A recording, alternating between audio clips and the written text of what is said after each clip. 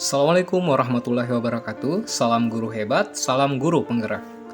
Saya Andi Subair, calon guru penggerak angkatan 8 dari SD Impres 1279 Lapa Bose, Kecamatan Kajuara, Kabupaten Bone, Provinsi Sulawesi Selatan. Di video ini kita akan membahas koneksi antar materi, yaitu kesimpulan dan refleksi pengetahuan dan pengalaman baru yang dipelajari dari pemikiran Ki Hajar Dewantara. Di kegiatan ini, kita akan meninjau kembali keseluruhan materi dan pembelajaran 1 hingga pembelajaran 6 dan membuat sebuah koneksi antar materi yang sudah dipelajari. Dengan 3 acuan pertanyaan dalam membuat kesimpulan dan refleksi terhadap pemikiran-pemikiran Ki Hajar Dewantara. Yang pertama, apa yang Anda percaya tentang murid dan pembelajaran di kelas sebelum Anda mempelajari modul 1.1? Yang kedua, apa yang berubah dari pemikiran atau perilaku Anda setelah mempelajari modul ini? Yang ketiga, apa yang dapat segera Anda terapkan lebih baik agar kelas Anda mencerminkan pemikiran Ki Hajar Dewantara? Kita langsung saja ke pembahasan yang pertama. Apa yang kamu percaya tentang murid dan pembelajaran di kelas sebelum Anda mempelajari modul 1.1? Sebelum mempelajari modul 1.1, saya selaku pendidik berpikir bahwa dalam proses belajar yang paling penting adalah bagaimana siswa mengikuti semua skenario pembelajaran yang diinginkan oleh guru tanpa mengetahui minat bakat siswa. Yang kedua, semua kegiatan pembelajaran yang berlangsung lebih ke penanaman konsep atau teacher center yang mana siswa hanya perlu melaksanakan apa yang diperintahkan oleh gurunya. Yang ketiga, guru menjadi pusat dalam pembelajaran, seperti kegiatan mendengar dan menyimak. Setelah itu, siswa mengerjakan tugas sesuai evaluasi dari kegiatan pembelajaran. Keempat, saya selaku pendidik tidak pernah memperhatikan karakteristik peserta didik saya sesuai dengan kodratnya yang memiliki cipta, rasa, dan karsa yang berbeda-beda. Yang kelima, saya merasa bahwa peserta didik saya belajar hanya sebatas di ruang kelas atau ruang praktik dan tidak memberikan kebebasan kepada mereka dimanapun yang mereka anggap nyaman. Pertanyaan yang kedua, apa yang berubah dari pemikiran atau perilaku Anda setelah mempelajari modul ini? Ada hal yang menarik dari materi yang saya terima, yakni filosofi pendidikan Ki Hajar Dewantara, yaitu pembelajaran yang berpusat pada siswa dan pembelajaran yang memerdekakan peserta didik. Saya mencoba menggali kodrat dan minat bakat anak, menyadari bahwa setiap anak itu adalah unik, dengan segala kelebihan dan kekurangan yang mereka miliki. Mulai belajar menuntun, mengarahkan dan membimbing mereka sesuai kodrat mereka, tidak menjadikan KKM sebagai satu-satunya dasar pedoman prestasi, melainkan membangun segala sesuatu yang mereka miliki.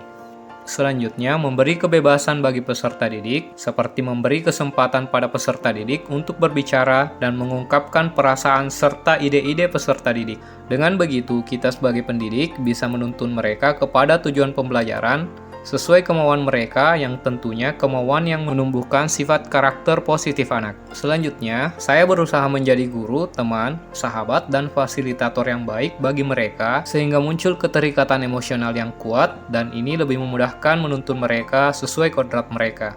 Yang keempat, tidak menerapkan sanksi atau teguran tegas kepada peserta didik karena ini lebih membuat mereka tertekan dan tidak merdeka. Berusaha menjadi penyejuk bagi mereka yang dapat mengamungi mereka setiap saat, baik dalam keadaan senang maupun susah. Yang kelima, semua tindakan pendidik harus berorientasi kepada anak demi kepentingan mereka. Anak adalah subjek, teman belajar, karena sejatinya pendidik juga belajar dari peserta didik. Yang keenam, setelah mempelajari materi, saya sadar bahwa setiap anak memiliki karakteristik yang berbeda antara satu dan yang lainnya.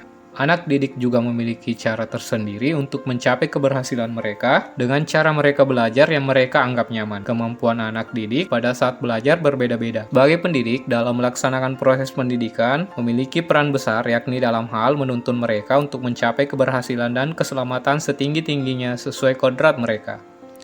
Pertanyaan yang ketiga, apa yang dapat segera Anda terapkan lebih baik agar kelas Anda mencerminkan pemikiran Ki Hajar Dewantara? Yang segera saya lakukan agar kelas saya mencerminkan pemikiran Ki Hajar Dewantara adalah: yang pertama, mengidentifikasi karakteristik anak, mulai dari kebiasaannya, gaya belajarnya, kemampuan menyerap materi pembelajaran, bakat atau minatnya, juga meminta pendapat mereka tentang hal-hal yang menyebabkan ketidaknyamanan mereka untuk dapat belajar dengan baik. Yang kedua, merancang pembelajaran yang sesuai dengan kebutuhan peserta didik dan melaksanakan pembelajaran yang bermakna, menyenangkan, dan merdeka. Yang ketiga, memberikan suasana kondisi belajar yang nyaman dan menyenangkan. Yang keempat, menjadi teladan, pemberi semangat, serta memberi dorongan kepada penanaman nilai karakter. Yang kelima, melakukan pembiasaan dan mengucapkan kata maaf, tolong, dan terima kasih sebagai bagian dari penanaman penguatan karakter. Yang keenam, melakukan pendekatan secara emosional kepada peserta didik maupun orang tua guna mencari solusi terbaik di setiap kendala yang dihadapi anak dan bersama-sama mengasah minat bakat mereka. Untuk dapat mengimplementasikan Merdeka Belajar yang menghasilkan filosofi pelajar Pancasila, membutuhkan proses dan waktu. Hal tersebut bukanlah hal yang mudah. Sudah waktunya untuk kita dapat melakukan perubahan-perubahan hebat dalam proses pembelajaran dengan tujuan untuk memberikan tuntunan terbaik kepada peserta didik. Peserta didik diberi kebebasan untuk berkolaborasi, berinovasi, dan mengembangkan potensi sesuai dengan kodratnya masing-masing. Dengan menerapkan 3 semboyan Ki Hajar Dewantara, yaitu Ingarsa Sung Tulada, Ing Madya Mangun Karsa, dan Tuturi Handayani, dapat membangun tugas kita sebagai pendidik dalam memberikan tuntunan, arahan, serta bimbingan agar tujuan dari Merdeka Belajar dapat terwujud dengan baik. Demikianlah pembahasan koneksi antar materi kita kali ini.